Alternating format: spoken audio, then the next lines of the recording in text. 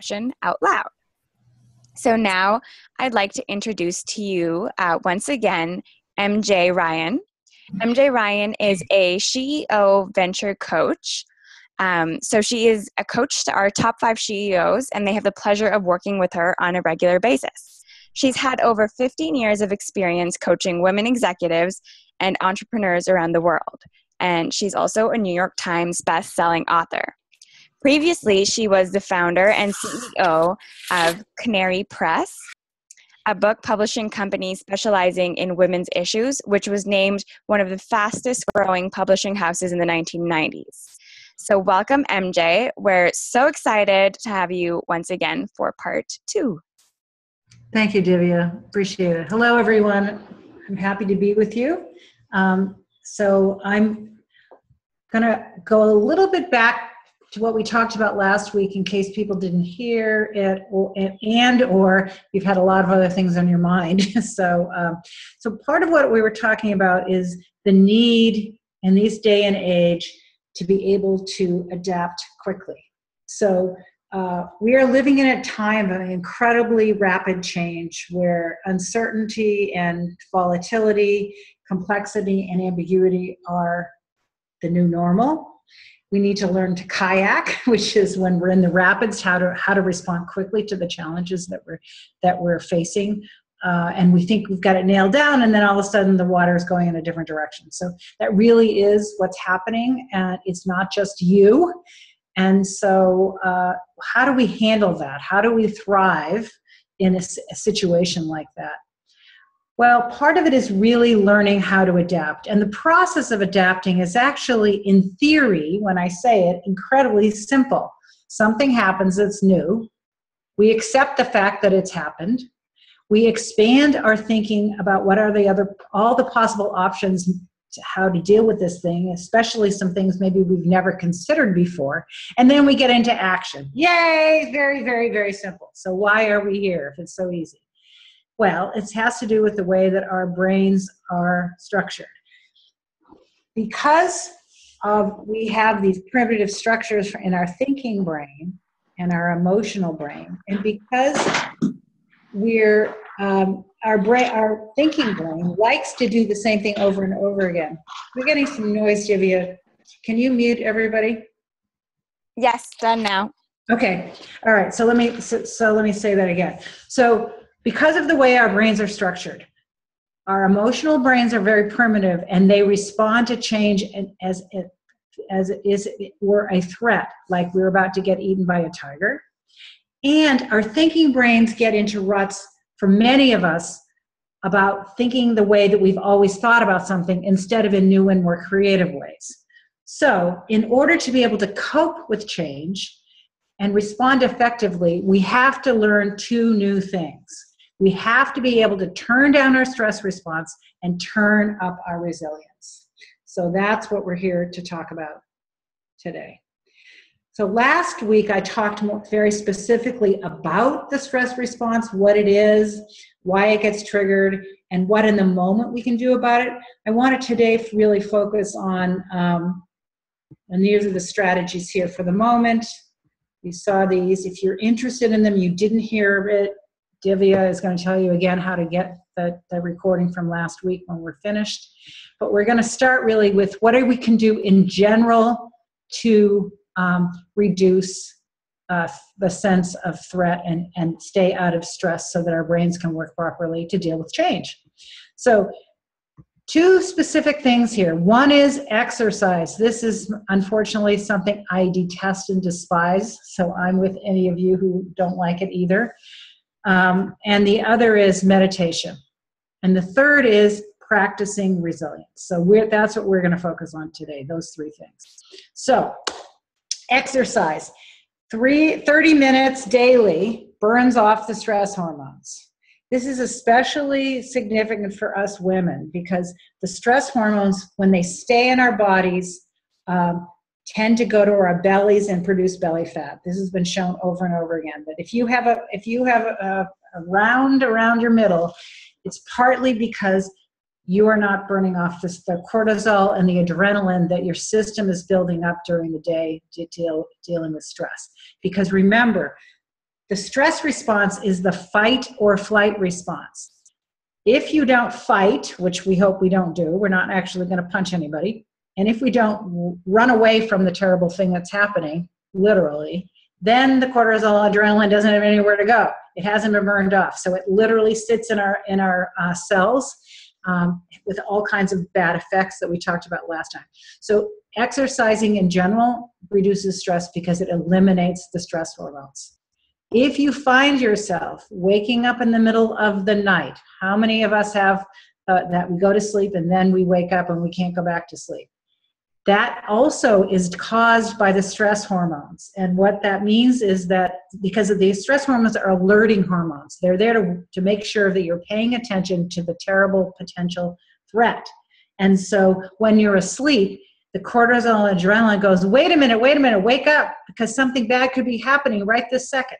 So again, it's a signal that you probably have not done enough aerobic exercise to burn that stuff off. So I can't emphasize this one enough. Okay, the second one is meditation. So meditation, there are many, many different forms of meditation, and all of them are for different things. The one I'm going to just suggest to you is a meditation of breath awareness. I have a recording, and I want to offer that to you. So after our this session, it will be posted, and Tiffany will tell you where you can find it. It's 10 minutes of paying attention to your breath. And what it's for is the creation, not only the reduction of stress, but the creation of what neuroscientists are calling mind sight, which is the ability of our minds to understand and recognize what our minds are doing. Now, this capacity of mind sight, to me, is the most important thing we can grow in ourselves, because it is the foundation for any kind of change we want.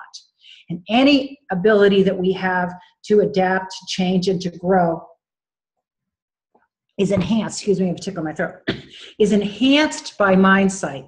Because when we have the ability to see what our minds are doing, oh, look at that. Now I'm distracted. Oh, look at that. Now I feel threatened. Oh, I'm thinking that same thought over and over again.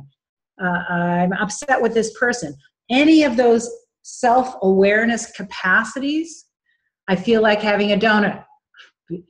I want to do this thing that I promised myself I wouldn't do, or I'm not doing what I promised myself I would do. That ability to recognize it is what mind sight is. And it is the first step in doing anything new or different, because we have to be aware of what we're thinking. So meditation, the very specific kind of breath awareness, really, really helps with that capacity that we have to understand and be aware of what we're doing.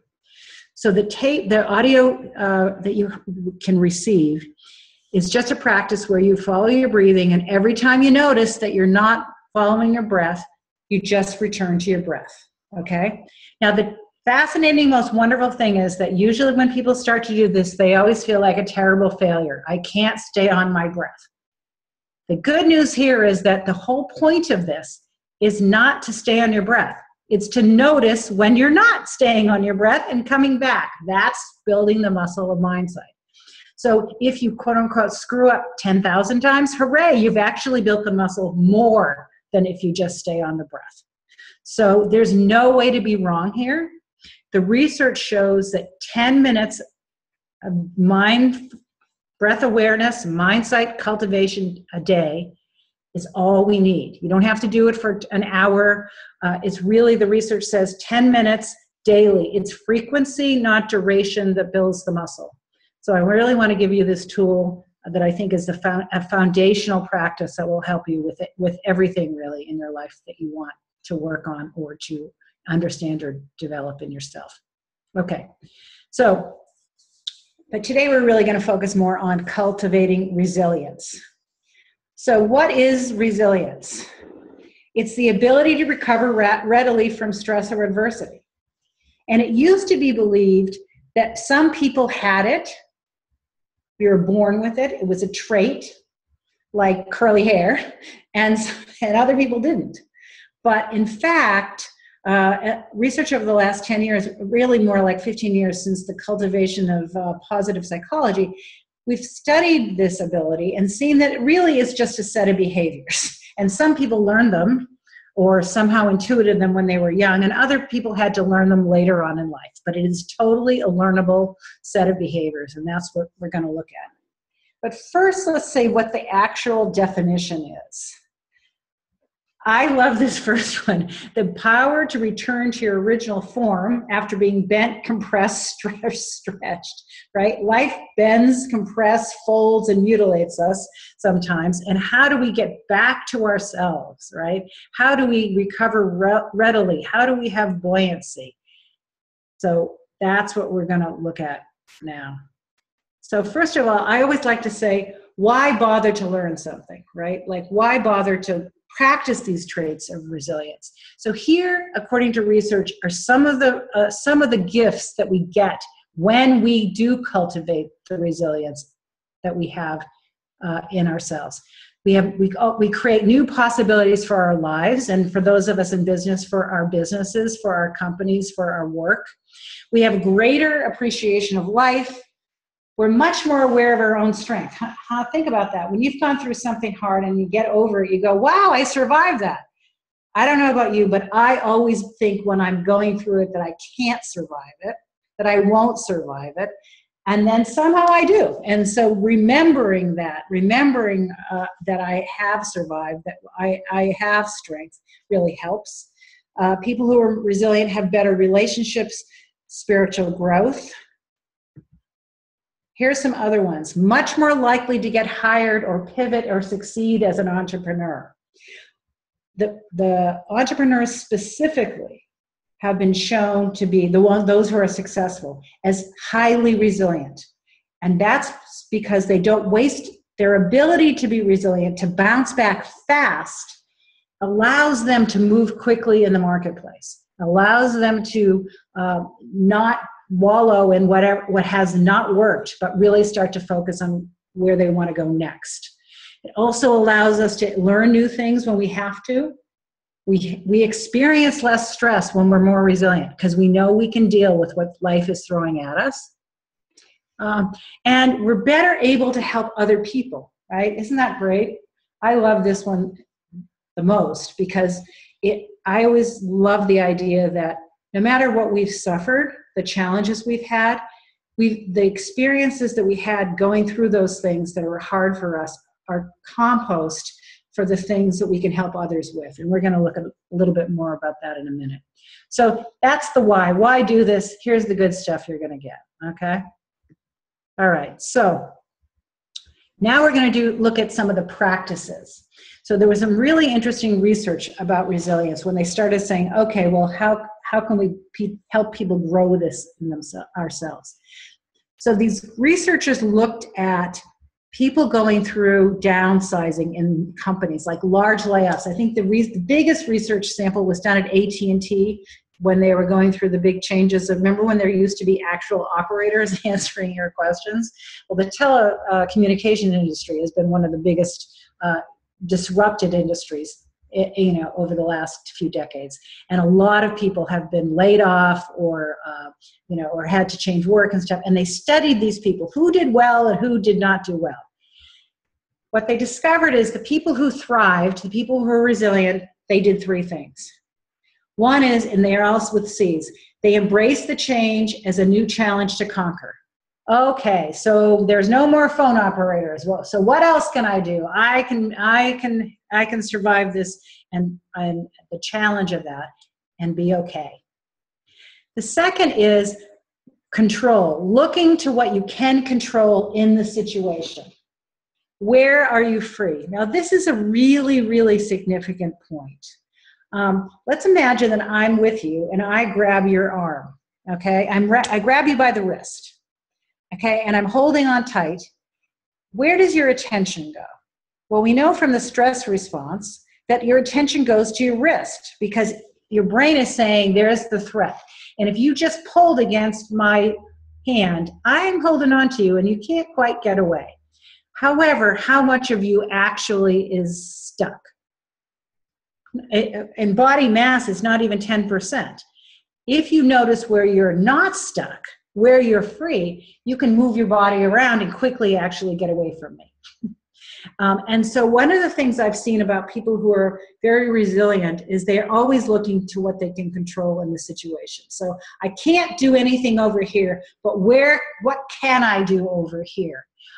Even to the point, like, I know when in the economic downturn in 08, 09, I worked with a bunch of people who were laid off, and they couldn't control that, but they did things like decide they were going to take up marathon running, or they got their hair cut in exactly the style they've always wanted. So they looked for, where can I assert control, even though this control has been taken away from me in these other places. And the third thing is being a connection to other people, but more importantly, to a larger sense of meaning or purpose. So this is just a part of my journey. So some people experience this spiritually, specifically in terms of God or a higher power, or having a larger meaning. You know, I'm here to learn and grow, and so this is just a chapter of that learning and growing. So those are the 3 C's that can really help you when things are hard. And then there's 5 really specific things you can do, okay? And they're what I call the habits of resiliency. So we're going to talk about them one at a time. One is to believe in a positive outcome. This is that activates the positive emotion of optimism. And so when you use this one, at least when I use this one, I can't always believe that it's all going to be rosy or sunny. What I can do is say, I don't know when, I don't know how, but I'm going to trust that this will work out in some way, shape, or form, right? But I always have to say, I don't know when and I don't know how, because otherwise I think I'm just being a Pollyanna. So that's the way that I kind of make it as grounded as I possibly can. So that's the cultivation of optimism. The second, I labeled as positivity. This could also be, you might call it an asset focus. It's about looking at how far you've come, as opposed to how far you have to go. So it's like, this is a technique that comes from marathon runners, and they literally teach themselves to go, hey, I've already gone 5 miles, instead of saying I have 20 miles left to go, right? It creates a sense of progress, that you've already done part of what you have to do, and therefore you can keep on going to keep on doing it. The third is being willing to grow, which is called a growth mindset, which is to say life is about growing and learning, and this is another opportunity for me to grow, and how can I grow? The fourth is humor. There's been lots of research that says that when we look for opportunities to laugh, then we feel better, and we actually have more resilience. And the last is practicing gratitude, and I'm going to talk about that one, which is looking at what there is to be thankful in your life, no matter what else is happening. So if you think about all those, what you see is that they're actually all positive emotions.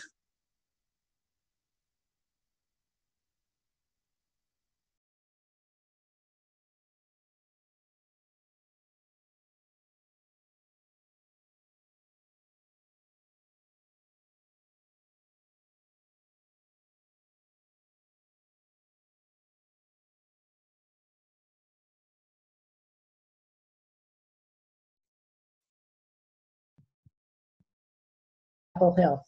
And she asked the crazy question, what are the positive emotions for? Like, why do we have them? And that set her off on a whole giant research project, looking at optimism and gratitude and random acts of kindness and all kinds of other things. And what she discovered is the positive emotions are there to help us bounce back from the negative emotions, literally, physiologically, okay? So if you remember from the stress response stuff we did last time, the fight or flight response is the fight part of fight or flight is anger. Okay, so that's one of the negative emotions. But anytime we activate any of the negative emotions, fear, anger, pessimism, we trigger these stress hormones in our brains and bodies. When we counterbalance them with the positive emotions, with gratefulness, with appreciation, with optimism, with positivity, they bring that system back into balance. They reduce the stress hormones and make us feel a little bit better. So it allows us to actually come back into balance. And she actually said it also does, she calls this theory broaden and build. What it does is that it gives us a base of positivity because of what we're focusing on in our lives, to broaden our view of what life is like and to build on what's working. So remember, when we're in the negative emotions, we see only the threat and everything goes away but that threat.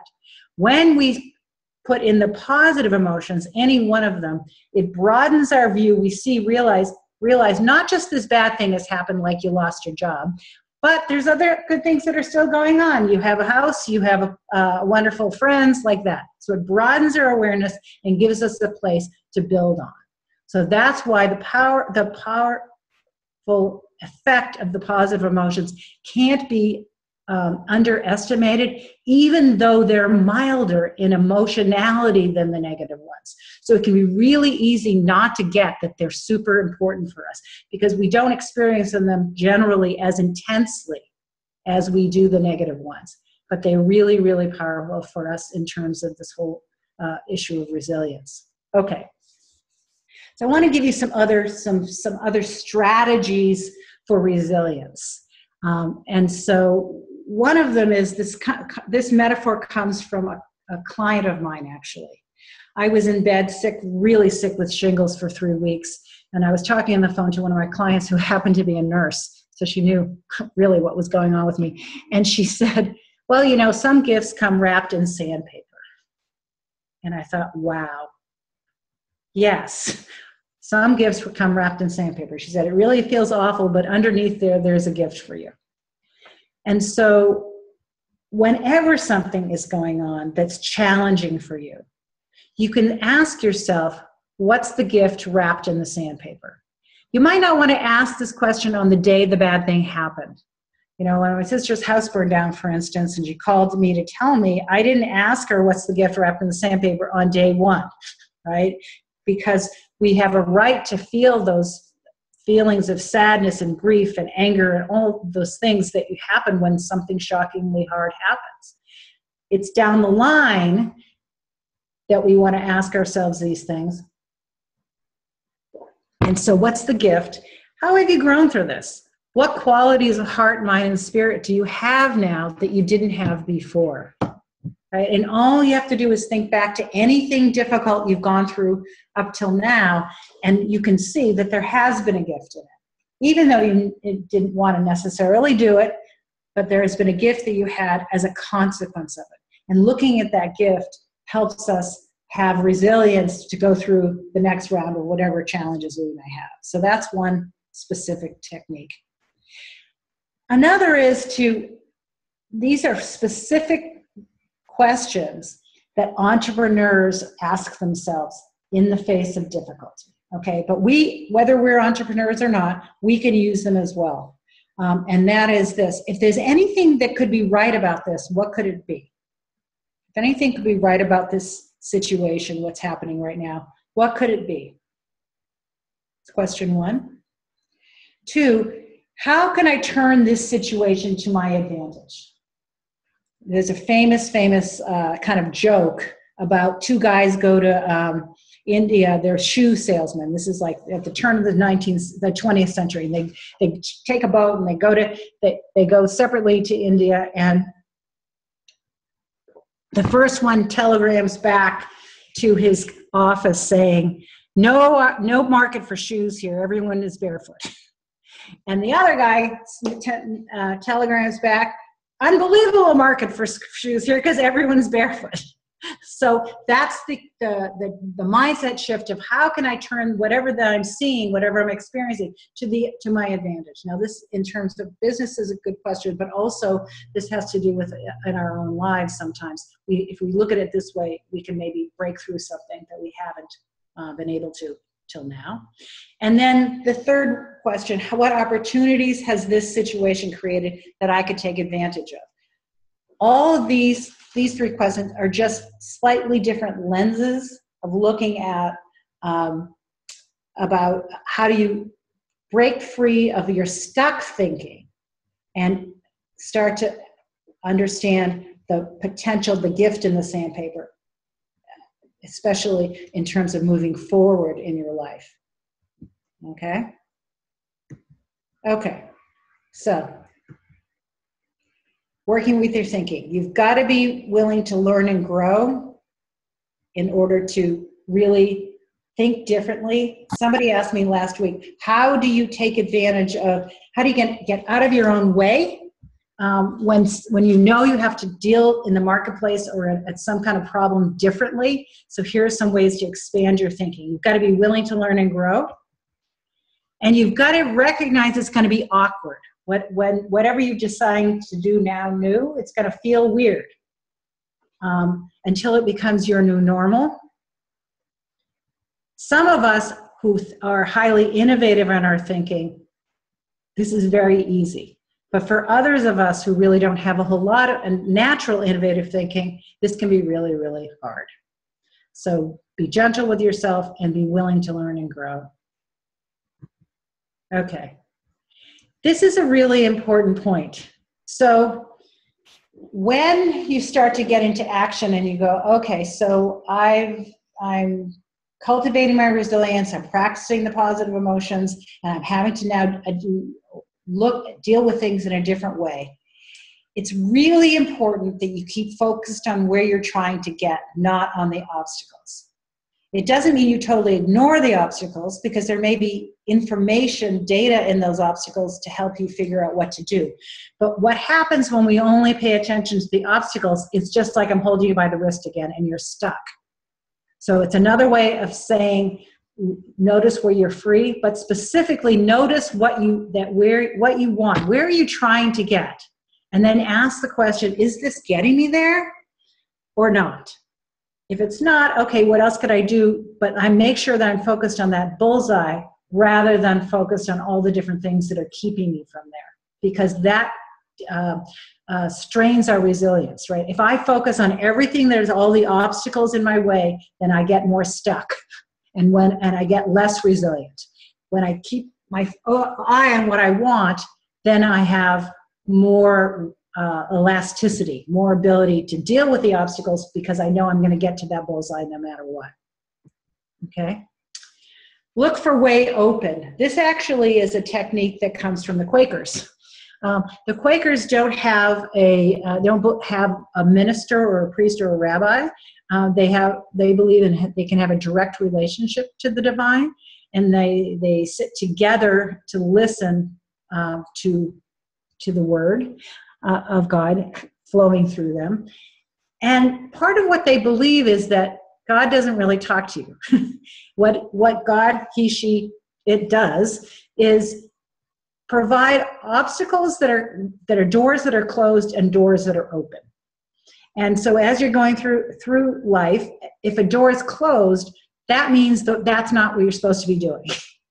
And if a door is open, it suddenly gets easy, that means you are supposed to be doing that. And so they believe that that's information from the divine when things get easier. Now, whether or not you believe that that's happening from a message from the divine or not, it's very, very helpful in terms of cultivating adaptability and resilience, to look for where is it being easy. I'm working with this guy right now who has been having a really hard time getting a job. He's applying for all these jobs, and he keeps never making it through all the interviews. And I asked him, but then he was telling me all these people are calling him up, asking him to do things for them. And he was kind of dismissing that. And I said, wait. What are they asking you to do? And it turned out there was a pattern to that. And I said, well, if the door to getting a job is closing, what's opening over here? And he realized what was opening over there was to become a consultant, which he's always considered doing, and have his own business and provide these services that, in fact, all these people were asking for. So that's an example of looking for a way open, right? And part of what happens sometimes when we don't have a lot of resilience is that because we keep pounding our heads against the closed door instead of looking at the fact that there's a door over on the other direction that's open. Okay, the other really important thing in terms of resilience, when you're going through something hard, when there's a lot of challenges, you cannot do it by yourself. I say it's not do you need support, but what kind of support do you need? So do you need emotional support, like people to listen to your feelings? Do you need thinking support to help you expand your ideas and get into action? Do you need an accountability partner who's going to say, agree with you to help you, encourage you, and vice versa about keeping to what you said you're going to do? What kind of support do you need, and how can you find that? This is crucially important when we're going through challenging things and when we need to cultivate resilience. Okay, so I want to give you a practice that I consider to be a very powerful practice for resilience. It takes not even a minute. And you see it's going to be really tapping into those positive emotions that we talked about a few minutes ago. So what am I thankful for today? What did I enjoy today? And what am I satisfied about today? And you can't answer nothing. You have to work to look and find something for each one of these categories. And when you do, you'll feel a little bit better because it's activating those positive emotions. And it's also pointing you in the direction of what's working and what's good in your life. And that might indicate certain changes ultimately you want to make. But it helps you notice what's right about what you're doing. So that's my practice for you. And I want to come back to this at the end. And these are resources that I would suggest if you're interested in going deeper into any of these topics that I touched on. And now let's take some Q&A, and I'll go back to tell the Pebble story at the end. Okay, great. Thank you so much, MJ. So for the question and answer period, as I mentioned earlier, you can use the chat function, which you'll see at the bottom of your screen. Or you can use the raise hand feature if you want to ask your question out loud.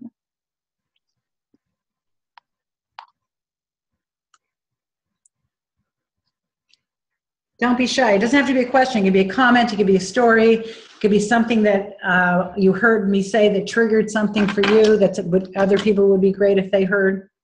So I have a question. I'll get us started. Oh, great. Okay, I'll save my question. But Karen has a comment. She says, no question, but want to say meditation has changed my life. I've made it a daily practice for over 2 years. Great. So you know the power of it. So I hope that hearing that from Karen is going to encourage those of us who haven't done it to give it a try. And as I said, Divya, where will the audio be? Right. So the audio will be on SheEO.world/webinars. And I'll also point to it in the email that we send out after the webinar is done. Great. Yeah. Sure. And then, oh, great. We have 2 participants who've raised hands. Okay, so we'll go with Tony first and then Ilana. Okay, Hi, Tony. Hi, how are you? Good. Good. I just wanted to share my experience. So when I started working with MJ, I would have identified myself as a crier. And what I realized through my work with her was that crying was actually my fight or flight mechanism, where I would actually avoid a situation because nobody really wants to deal with a crier. And it was a flight strategy. Yeah, it worked really well for a long time. But it didn't get me very far. So what I've learned is going through some of the exercises with Mary Jane and keeping myself centered. I actually don't cry anymore. So I'm healed. Nice. In that way. I still cry, but I don't cry when I'm under stress. Right. Great. Thank you, Tony, for sharing. Thank you. And then Ilana, and then I'll get to Suzanne's comment. Go ahead, Ilana. Hi, guys. Hi, MJ. So I was actually having a question in terms of building resilience, and especially with the second point of look for a way open. Yes. I'm wondering if you have any tips on navigating when there is a challenge about using resilience in the way of pushing and moving forward, as opposed to the resilience you need to know when you need to back away and stop pushing. Yeah. That's such a great question, isn't it? It's like when to push and when to give up. Yeah. and when to persist and when to say this isn't working. I don't think that there is any magic formula for that. You have to figure it out yourself. And I think part of it is, though, to notice what's your tendency.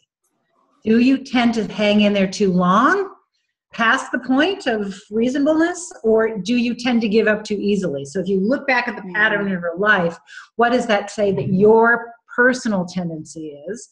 And therefore, whichever side you feel like you're default to get support from other people on the other side.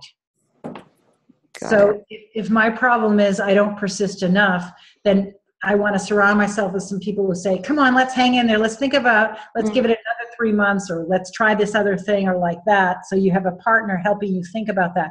And if in fact you feel like I haven't cut the cord soon enough too many times, get someone who can help you. Do you really want to keep doing it like that?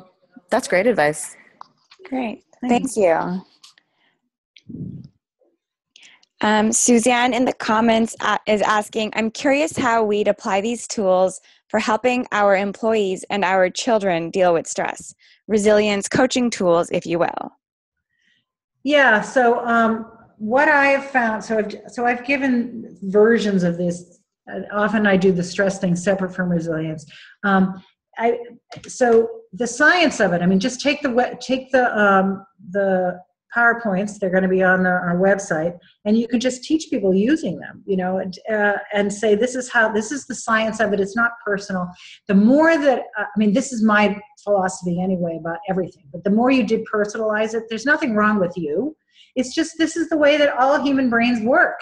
And we have to understand how it works so that we can be skillful in the 21st century. And, I think that I don't know how old you're thinking in terms of kids, but certainly by middle school, they can understand all of this. There's actually a fascinating program that Goldie Hawn created in Vancouver on mindfulness and stress resilience, in which she teaches kindergartners to know their prefrontal cortex and their amygdala. So, it's not too young to even use the proper scientific terms, and you can just, adapt it slightly to whatever age that you're doing. But literally, I would just say, let's have a tutorial on how we deal with stress, and let's all sit together and go through this together, and then support one another. Great. Thank you. And thank you, Suzanne, for the question. Pat asks, with the daily practices of positive reflection, do you think there also is some use in keeping a work journal and reflect positively and constructively about everyday situations? Absolutely. The more you look at what's right, what you're doing right, what went well, the more you can create success. The amygdala keeps fooling us into thinking we have to keep looking at what's wrong because it perceives that as a threat. So when something's not going well, we perceive that to be a threat, and so we focus on the threat. But ironically, that actually doesn't help us create very much success. Occasionally, it helps us see the things we need to remediate. But the better strategy is to look at what's working, what's going well, and how can I increase that? Where can I take this and use it in places that aren't going so well? I guess in the same vein, I have a question. When you said when we want to build resiliency, one of the ways we can do it is to look back at how far we've come. And yes. One of my hesitancies for that is getting too comfortable, like thinking, oh, I've come so far. I don't have to work as hard anymore. So, well, it's really interesting because so many people are afraid. This is somehow we're convinced that we need to be in a state of distress in order to succeed. And it is true that adrenaline, cortisol, it's at a little elevated, helps us focus.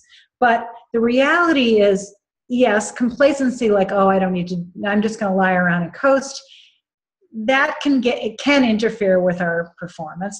But I think most of us have false advertising that we have to motivate ourselves through this fear. I'm not good enough. I'm not, I can't handle this. And that's the stress of thinking that is going to somehow increase our performance, which it actually does not. Okay. Got it. Makes sense. Cool. Thank you. Thank you so much, MJ. Are there any other questions in the chat or over audio? Okay. I don't think so. Okay. I'd like to end with a story, actually, that is from this slide, A Pebble to See You Through. So one day I got an email from a guy named Dave, and he asked me, he said he was a realtor and he had a charity and that he wanted to give away copies of my book, Attitudes of Gratitude, and could I arrange a discount for him? And so I said, I can do better than that. I can get you some for free. So I sent a bunch off to him, and that was the end of that in my mind. And one day I got something in the mail, and it was a padded envelope, and I opened it up, and a little pebble fell out. It was like, wow, that's really weird. But there was also a letter in there, and the letter was from Dave. And Dave was telling me about he said, I wanted to let you know what you donated your books for. And it turned out that what he did was, so this is true in the US, I don't know if it's true in Canada, but when you reach 18 years old, if you're in the foster care system, the day you turn 18, you're considered to be an adult and you're cut loose with no resources. So we've taken care of you up to that point, and now we're not going to take care of you again anymore. And Dave thought that was too hard. And he had used his money that he had made in the real estate market to set up a transitional house in Southern California, where kids who were about to foster out, could have place to live with other kids like them, and also get support from social workers and community to really make this huge transition to adulthood. And the name of his place was called Laurel's Place, and he called it Laurel's Place because of this girl Laurel who he met. And he said that Laurel had one of the most difficult lives that anyone he had ever met. She had been in 10 foster placements in 10 years. Everything that she owned, she carried in one black plastic trash bag. And she was the happiest person he ever met. And he asked her, like, Laurel, your life's been so hard. How can you be so happy? And she said, it's because when I was at one point in my journey, I lived with a woman named Mama Jean. And one day Mama Jean came to me and she gave me a little pebble and she told me to put it in my pocket. And that every time I felt it, I put my hands in my pocket and I would feel it, I would stop and count my blessing, think about something that I was grateful for. And so I've been doing that ever since, and that's why I'm so happy. So whenever I talk about resilience or gratitude, I always tell Laurel's story. And if I were with you, I would give you a pebble right now. But I can't, we're not together, so what I would encourage you to do is find a little beautiful pebble or rock that you like, put it in your pocket, or put it in your purse, or put it in your briefcase, and every time you see it or feel it, practice stopping and going, what am I thankful for right now? And also think about the story that you heard from me about Laurel, because I want you to remember that just like Laurel, you can survive the challenges and difficulties of your life and thrive. So thank you. Thank you. Thank you so much, MJ. Great. Take care, everyone. Bye.